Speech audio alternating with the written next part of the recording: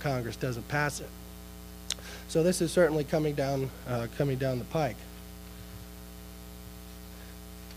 I wanted to also today address one of the new innovative studies that we have out through ALEC is a study called Rich States, Poor States, which I was able to work on with economist Arthur Laffer, Ronald Reagan's economist back in the 70s when he was governor of California, and also Stephen Moore from the Wall Street Journal, who many of you may be familiar with both of those fellows, and they're very good trained economists, two of the most respected economists and free market advocates in the country. And I've brought copies on the back table. If you didn't grab them, we have a copy for a limited amount actually back there. If they do run out, Carl and I can make sure that you get a copy of it. And basically what we did is we undertook this project to try to have a free market conservative answer to the age-old question, why are some states succeeding while others are failing?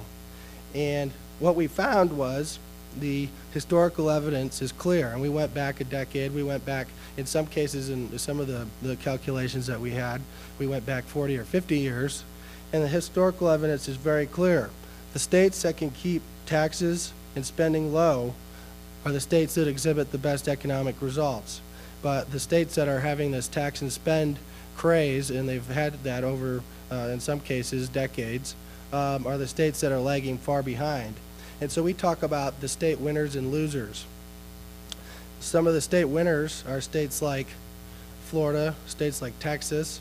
These are states that can do without a major tax. Montana can do it without a sales tax, and that's great. And we'll talk a little bit more about tax competition in the future. But Texas and Florida they do without a personal income tax. And that's been a great tool for economic development in those states. And we actually did a calculation in there where we compare, there's 9 states without an income tax on wages. We compare those 9 states with the 9 states with the highest income tax. And what we found was across the board, income growth, job growth, you name it by economic criteria, the states that can do without an income tax are the states that are performing the best economically. And then we highlight some of the losers, and these are the states primarily in the Northeast, in the Rust Belt, that have become addicted to tax and spending. There are states like California, which in the first time in state history, more Californians are leaving the state than people are coming in from other states. And I think you really have to do something. You really have to screw up your tax policy to get people to want to leave California. Spending some time on the beaches at San Diego, I think I could really get used to it, except for the fact that they're just taxing all the successful, business-minded entrepreneurs out of the state with one of the highest income taxes in the nation, over 10% state income tax residents pay in California, along with one of the highest state sales taxes. And then you really have to ask yourself what's wrong in California when you have one of the highest income taxes, one of the highest sales taxes, yet have one of the largest budget deficits in the nation.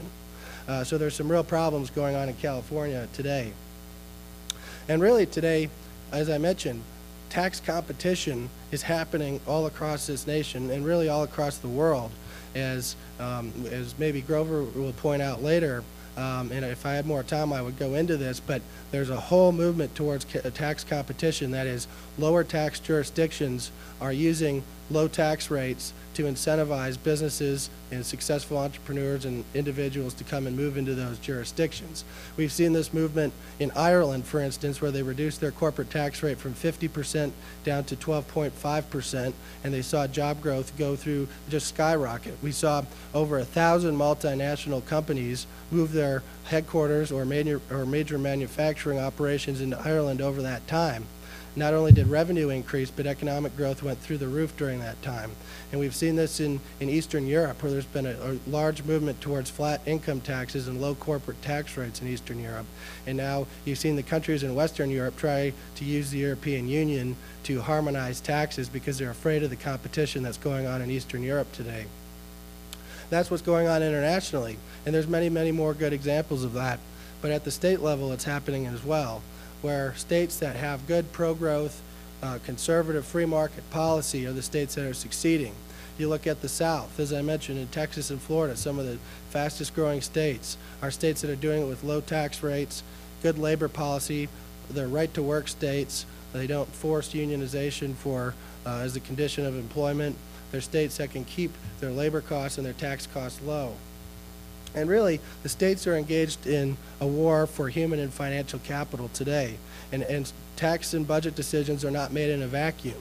And so every time a state will change its tax policy, it immediately affects how that state will competitively match up versus states in the bordering area, versus states in the region, and versus states all across the country.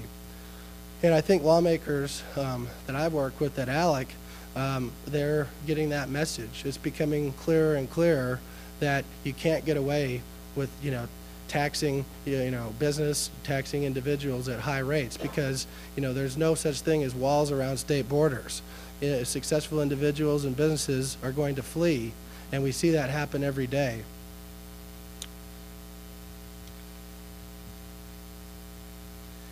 And, I really feel that today with the budget situations they are in many of the states, I think that states really face a crossroads today. They can face, they can make the choice of a tax and spend ideology that will govern their actions, or they can choose the examples of, some of the states that are thriving today, as Texas and Florida, and in Colorado for that matter. Colorado was one of the fastest growing states in the nation during the 1990s. And I don't think in small part because it was able to keep taxes and spending low.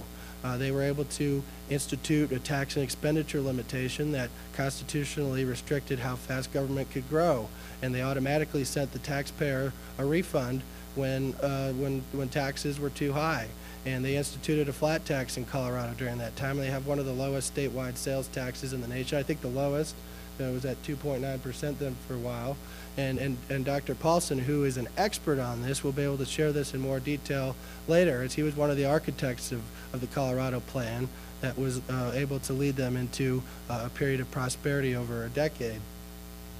On the other hand, you'll have states that want to fight against prosperity by talking about increasing marginal tax rates, by talking about complaining about corporate profits, but they neglect a couple of facts.